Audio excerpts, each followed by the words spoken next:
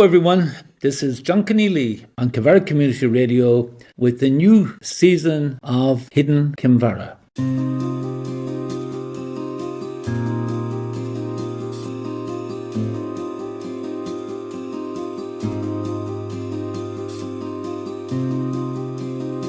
Now I'm here today with good friend Tom Sullivan with a story that very few people in Kinvara know much about.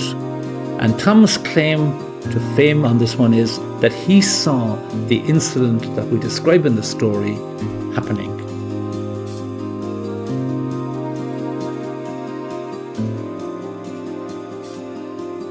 So the story begins in Labrador, Canada, on Monday, July 22nd, 1946, the year I was born.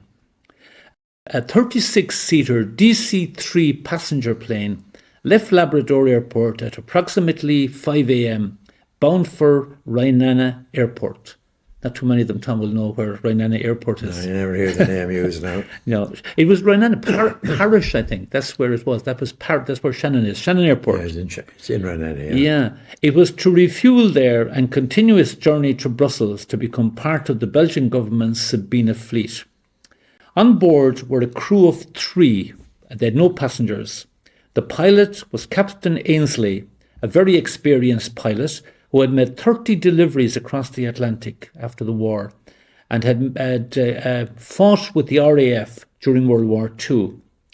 Navigation officer was a man called J.A. Jock Brown, and the radio officer was Bill Eridley. Now, in those days, there was no GPS, so you had to have your navigation officer and your radio officer. And they estimated that the journey to Rhinana was about 10 hours and 35 minutes. So they took on enough fuel for 12 hours of flying. Now, of course, the best laid schemes of mice and men go often astray. At approximately 1,000 miles west of Ireland, they ran into bad weather. 2 things happened. They lost radio contact with Rhinana, and the buffeting of the wind slowed them down and used up a lot of their fuel. So they had to reduce their altitude so that they could see any visual reference points that would appear. Their progress was very slow, and their fuel level was kept getting lower. Now, in the worst case scenario, if they were forced to land in the sea, they had on the plane a rubber dinghy on board with them with provisions for a number of days. And then they spotted the west coast of Ireland. So without radio contact and low on fuel, they flew south. Now, they flew along the Connemara coast. They probably hit at North Connemara, down along the coast to Galway City, out by Mari and Mulrook, and into Kinvara Bay. Now, if they kept going on south there, they would actually reach Rhinana. They were afraid to go over the Burren in case the engines cut out in the middle of the mountains. So the first engine died there. Now, Tom, you saw this from Kinvara, so tell us what you remember about it. Well, at that time we were living in the house that Carmel Connolly is living in now. And our garden was where Seamus Brogan later built a house. So there was good elevation over the quay and the footpath in that garden.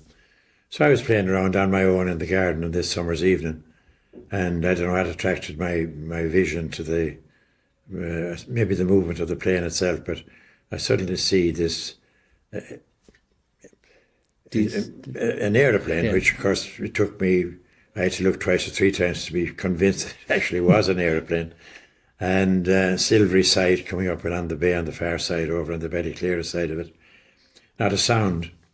And my recollection is that the tide was probably out, and because I probably, at least subconsciously, thought this plane is going to fall into the mud. Right. But as I thought that, it veered into the left in over, roughly speaking, where Tarrea Pier was. Right. And disappeared from view. So And you didn't see any more. And I didn't see any and more. And there was no explosion or anything. And there was no explosion. I mean, the silence of the scene is really what sticks with me quite a bit. Right. Now, Captain Ainsley gave an interview to the Connacht Tribune on the Thursday, I think it was, after the incident, because himself and his two crewmen survived. They survived this incident, and he said that when the left-hand engine cut out and the other engine was very, very, very, very low on fuel, they looked around for a place that they might land. And as you say, if there was muck and mud, the tide was gone out, they wouldn't have tried to land there. So he turned in to his left, and on his left was the Ballyclare nutwood, the hazelwood, and he couldn't land there. So the plane went around to almost 360-degree turn back towards the north, again, from which they'd come back towards Tarrea Pier. And then the second engine spluttered and stopped. And at this stage, he was no more than 200 feet above land, maybe even... If that, my recollection would have been but even lower. Yeah. So it was lower than that. Now, Martin Walsh, who owned the house in the picture of the crash, the two-storey house that had slates in it, he was out in his potato garden, and he saw the plane coming in low, and he took off his hat and he tried to direct it to a meadow where the ground was fairly hard, away from the potato field where he was working. And he was also afraid, I think, that it might hit his house, or might hit particularly the chimney of his house. Can't blame him for that. No, but the pilot obviously didn't see him, or didn't ignore him, or ignored him, or couldn't do anything with it when the plane. He had lost the ability to steer the plane. And the plane took a sharp turn to the northwest and crashed into the potato field. It went through a wall with a gate in it. It crossed the road, the Tarrea Road leading down to the harbour, and was stopped by a mound outside Divney's barn, and stopped with a bang. Now, there was none of the family in Divney's house except an old aunt who had lived through the Blitz in London, and she was home, and she didn't even come out. She said she heard aeroplanes all over her time in London and bangs and all the rest of it, and she didn't even come out to investigate what had happened. It's hard to believe, isn't it? It is. Now, Martin, the pilot, when he was talking later to the Connacht Tribune reporter, said that the damage done to the plane was really extensive, that both engines were torn from their casings, the lamps on the wings were smashed, the lower part of the fuselage was badly torn, the propellers were also torn off and scattered with the engines in the potato field.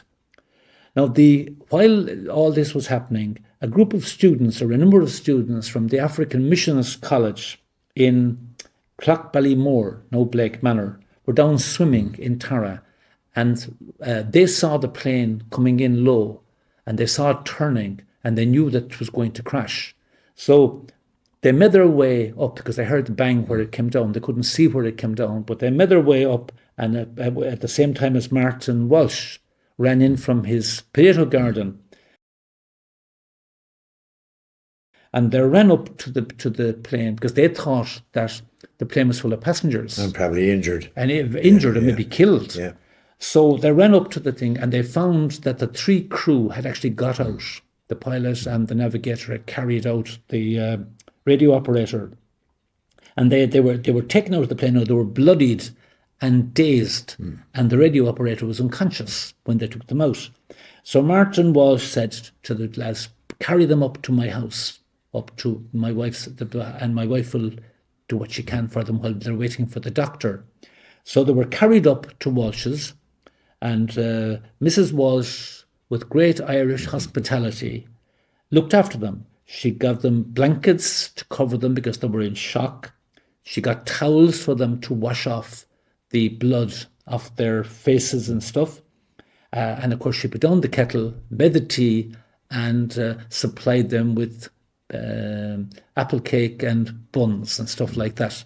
And when the when the pilot talked about it later on, he gave a great praise to her for looking after them. Oh, that was good. Yeah. So meantime, somebody was sent off for a doctor, and the nearest doctor was Dr. Francis Green from Kinvara. He was the GP in Kinvara, and he came, and he didn't know how badly injured they were by a look, so he decided to call the ambulance.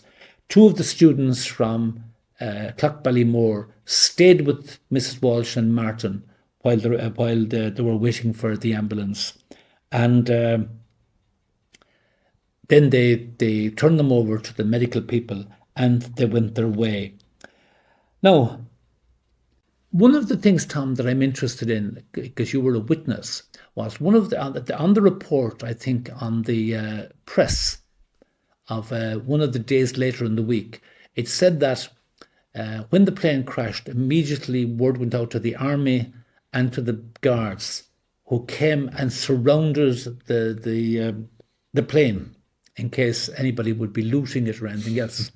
Now, tell us, you went down the next day, wasn't it? The following day, probably. The following day. Yeah. And you met another young man from the Quay who was down there, called Michael Piggott. Yeah.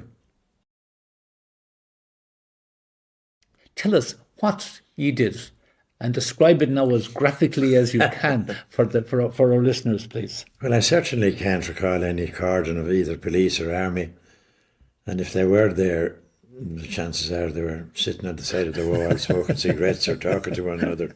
There certainly was no sign of security detail around the airplane anyway, because we had no trouble getting in. So you went into the airplane? Oh yeah, no trouble. Okay. Yeah. So what did you find? The door must have been open. I can't recall having to open a door. Yeah. And again, talking about the fuselage being damaged, can't have been that badly damaged, because the interior of the plane looked absolutely perfect. I mean, somebody like me, I'd never been in an airplane. Right. So, I mean, I can vividly recall the sight of what the interior of an aircraft was like. Right. And it was perfect. Okay. And so what did you see in there? So the floor was intact. So, I mean, okay, it might have been somewhat damaged, but I can't see it had been badly torn. So inside the door was a table, map on the table, some blood spatters on the map and on the table. And the table was up against the partition between the cockpit and the main part of the cabin. That's my recollection of it. Okay. And an instrument or two on you were the table. 10 years old. And it had no sign of disturbance. I mean, it was remarkably intact. Okay. And no sign of trauma of any sort at all. All right. Now, you were 10 years old at the time. I suppose you mentioned it, I was. Did you sit down in the pilot's seat and look out? And I can't recall any particular detail, but we certainly went into the front end, as you say, looked out, Looked out and get a pilot's view. Played make-believe, Yeah. Great.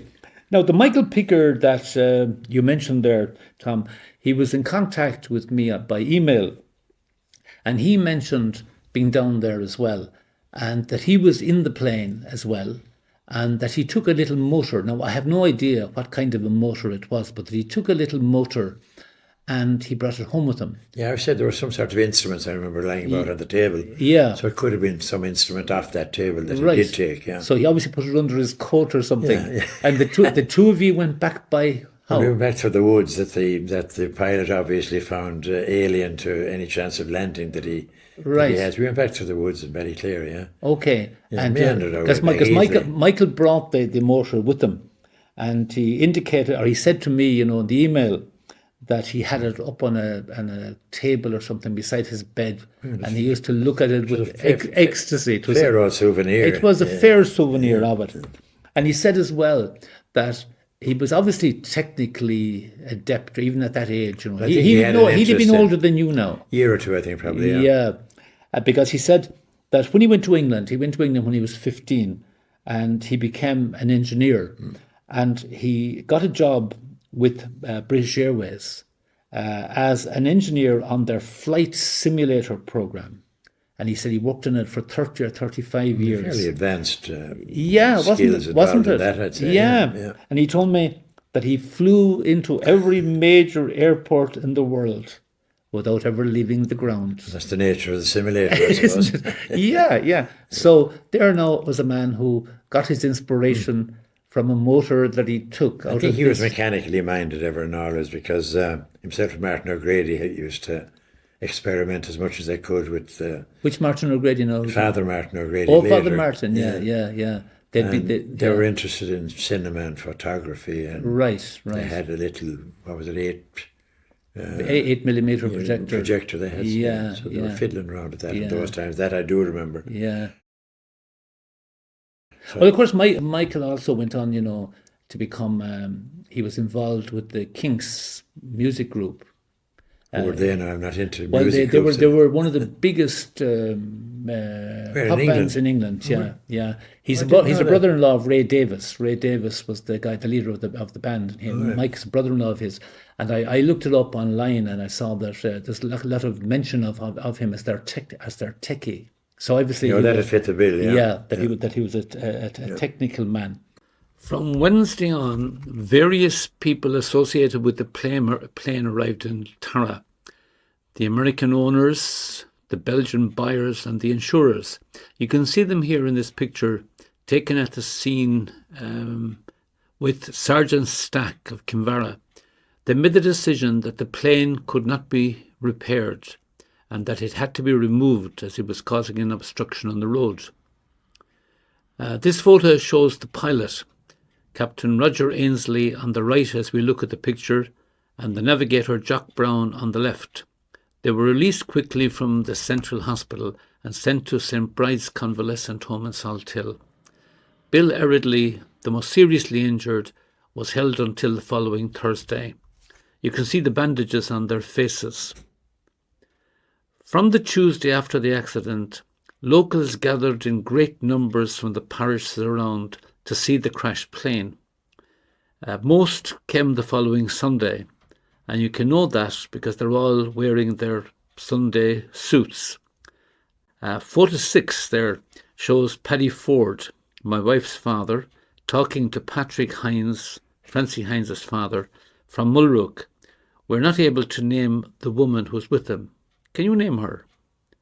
The others are locals, and they're all looking down towards the crash scene. Now, Tom, one of the really interesting things, about this whole story is that maybe 30 years ago, the pilot's son came down to Tarrea. I didn't know that. Hard to imagine, yeah. No, didn't I? And he took a lot of pictures of the location of where the plane landed and talked to the Tierneys, Tom Tierney, and to his sister Patricia about what they knew about the actual incident. But one of the stories that he told them, which I think is a really interesting little anecdote, was that the father told him that when he was coming in to land and they were very close to the ground, he could see this little house, the barn, ahead of him, and there was a window on the gable end of it. But when the son went down to find it, there was no window on the gable end of that barn. So Tommy Tierney brought him into the barn and showed him where the inside of the wall, that there was an ope for a narrow window, and explained that the outside had been plastered over later on. And he explained to the pilot's son that back in 1946, most people in that area sowed wheat and barley. That was the age of compulsory tillage, I think, wasn't it? It probably was. Yeah.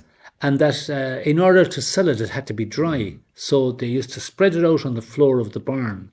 And of course, that attracted rodents. So the window was for a barn owl to take up residence there. That's astonishing, really, isn't it? Isn't it? To kill any rats or mice that might come in. Yeah. And that's why. And then when they were no longer growing the wheat and barley, the window was plastered over. There must have been a certainty, though, about the existence of the barn owls. Oh yeah, well, I mean, it seems to be a regular feature of life in farms around Galway, Kinvara, and Ballinderrian at that time. So, what remains of the plane here today? Well, here in Tarrea, there are those 2 fuel tanks rescued by Tom Tierney, where they have lain for over 77 years. And Tom and Patricia showed them to Brian McCormick and myself. And you'll also see a small section of the panel of the door of the plane.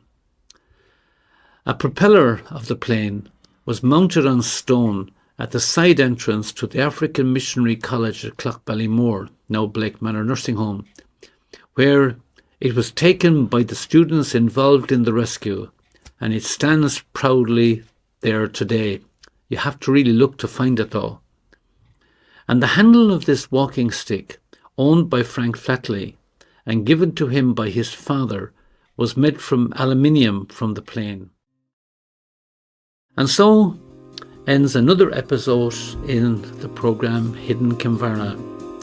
My thanks to Patricia and Tom Tierney for sharing their knowledge of the crash and for making available the pictures that Todd Ainsley, the pilot's son, scanned to them after his visit in 2012. Thanks also to Tom Sullivan for his first-hand memories of the crash and for being my fellow presenter on the show. Thanks to Brian McCarmott for his filming of the scenes, and to Josh Conneely for his drone shots of the plane's route. And thanks to John P. Conneely for editing the programme. And thank you all for watching. I look forward to meeting you again at another episode of Hidden Kinvara. Thank you all.